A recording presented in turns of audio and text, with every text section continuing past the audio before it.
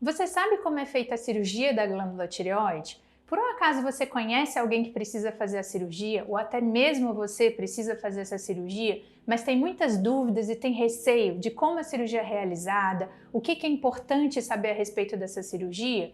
Então, nesse vídeo eu vou conversar a respeito de todas essas dúvidas e vou esclarecer as dúvidas que muitos pacientes apresentam no consultório.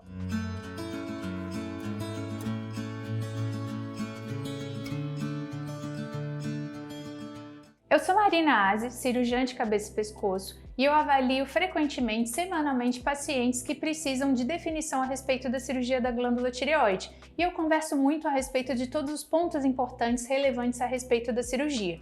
E agora eu vou explicar um pouquinho a respeito dela. Essa cirurgia é uma cirurgia que nós chamamos de eletiva, ou seja, é uma cirurgia previamente agendada em que demanda toda uma preparação até chegar o dia da cirurgia. É uma cirurgia com data e hora marcada.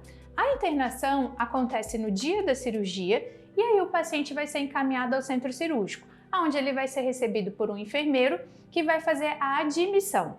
Depois da admissão, o paciente é encaminhado ao centro cirúrgico, à sala de cirurgia, na verdade, onde é puncionada uma veia no braço. Toda a medicação anestésica é feita na veia, ou seja, é uma anestesia chamada de endovenosa.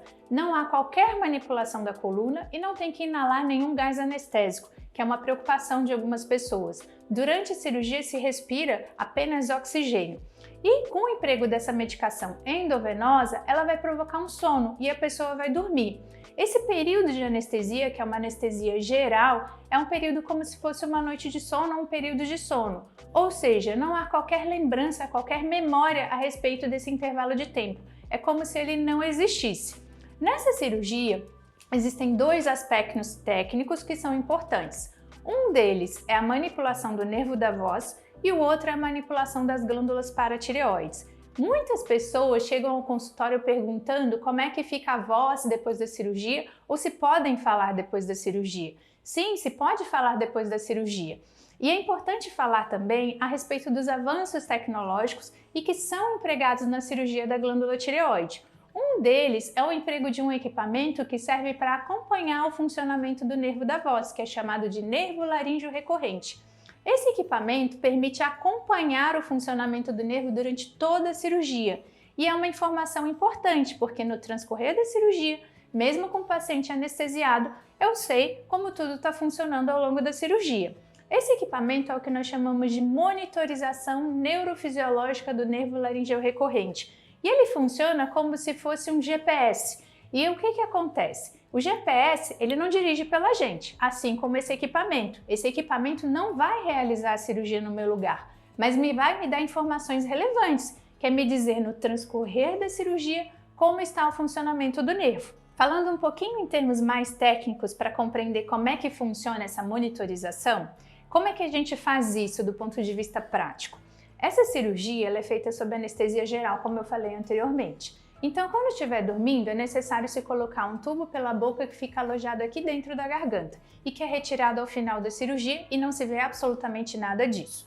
Quando nós vamos fazer essa monitorização, é colocado um sensor nesse tubo, que é um adesivo, e que vai ficar em íntimo contato com as cordas vocais. E mesmo dormindo, a corda vocal se movimenta.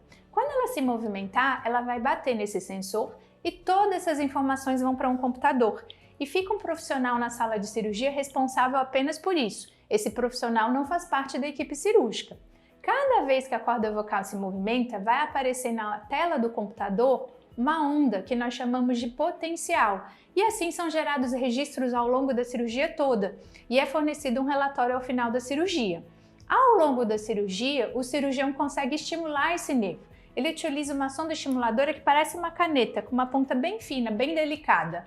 Então, essa caneta ela é encostada em cima do nervo e é liberada uma corrente elétrica de baixa intensidade, que vai percorrer o nervo da voz e vai fazer a corda vocal se movimentar. E é assim que são gerados os registros, para acompanhamento do funcionamento desse nervo no transcorrer da cirurgia.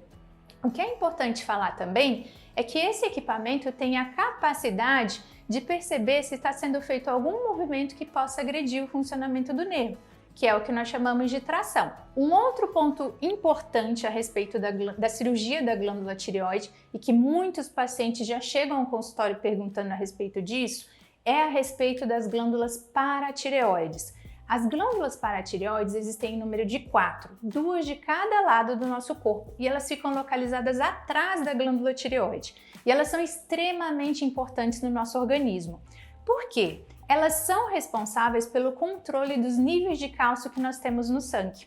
O cálcio ele é muito importante para os ossos, todos nós sabemos, mas ele também é importante para a condução nervosa e para a contração muscular. O cálcio funciona como se fosse a eletricidade dessa sala, ou seja, nós não conseguimos viver sem cálcio. E o valor de referência, que é aquele valor de referência que existe no exame de sangue quando nós fazemos, é uma faixa bem estreita, exatamente por isso. Quem regula tudo isso no nosso organismo são essas 4 glândulas chamadas de paratireoides. Na cirurgia da glândula tireoide, é necessário que essas glândulas sejam manipuladas, e a intenção não é remover nenhuma dessas glândulas, e sim preservar todas as 4. Só que o fato delas serem manipuladas durante a cirurgia pode interferir no funcionamento delas no pós-operatório. E é por esse motivo que se prescreve o cálcio e a vitamina D no pós-operatório, porque dessa maneira nós conseguimos assegurar que a concentração de cálcio no sangue vai permanecer estável no pós-operatório. E é necessário se fazer uma avaliação do funcionamento dessas glândulas, que é feito por meio de exames de sangue, fazendo a dosagem do hormônio que elas produzem, que se chama paratormônio ou PTH, e se fazendo também a dosagem dos níveis de cálcio no sangue. Um avanço tecnológico que pode auxiliar na avaliação das glândulas paratireoides é chamado de indocianina verde. Tem esse nome porque de fato ela é verde.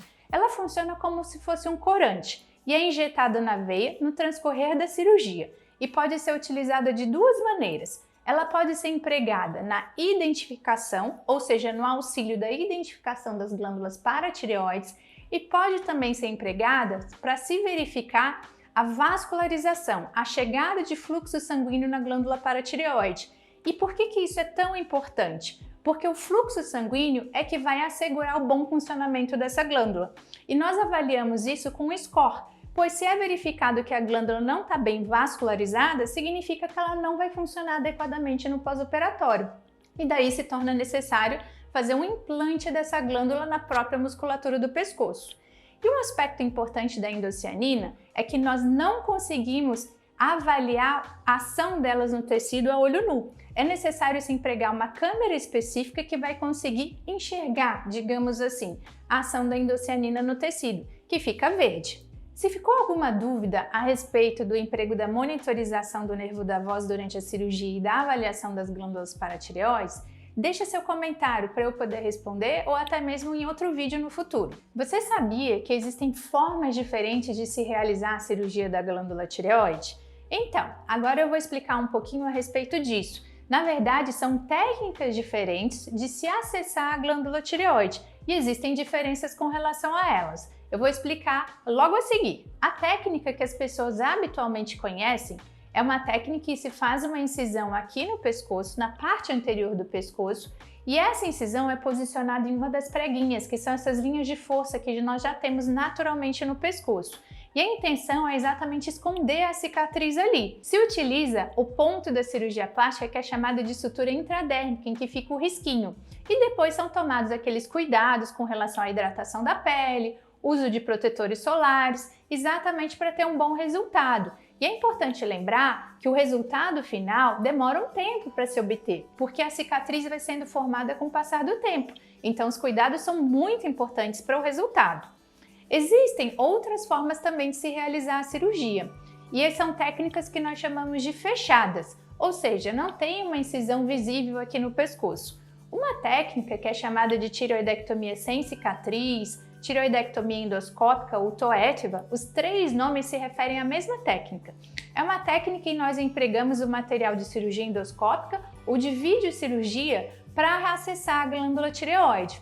E nessa cirurgia, nós fazemos o acesso da glândula tireoide por trás do lábio, com 3 pequenas incisões, e é por isso que não tem nenhuma cicatriz visível no pescoço. Ou seja, depois da realização da cirurgia não tem nenhuma marca visível e a pessoa não consegue dizer, quando olha para o pescoço não consegue perceber nenhuma alteração. Uma dúvida que os pacientes me perguntam é se depois da cirurgia da tireoide o pescoço vai ficar fundo. Não, ele não vai ficar fundo, não dá para saber que a glândula tireoide foi retirada. Existe um processo de cicatrização local que não vai provocar nenhuma depressão no pescoço.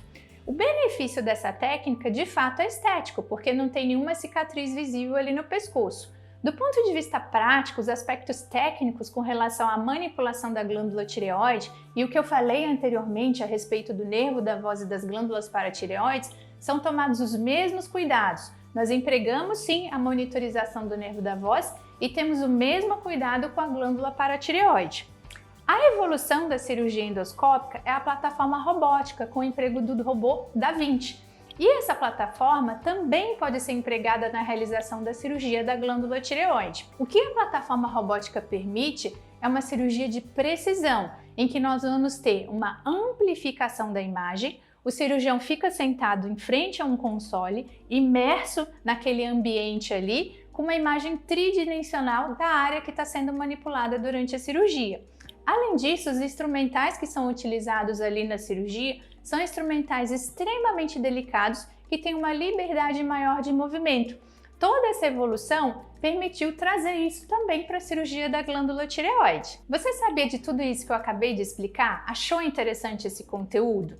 Então, deixa seus comentários. E se tiver alguma dúvida, quiser saber mais informações a respeito disso, pode deixar nos comentários também. O que é muito importante ressaltar é que a avaliação médica especializada é fundamental.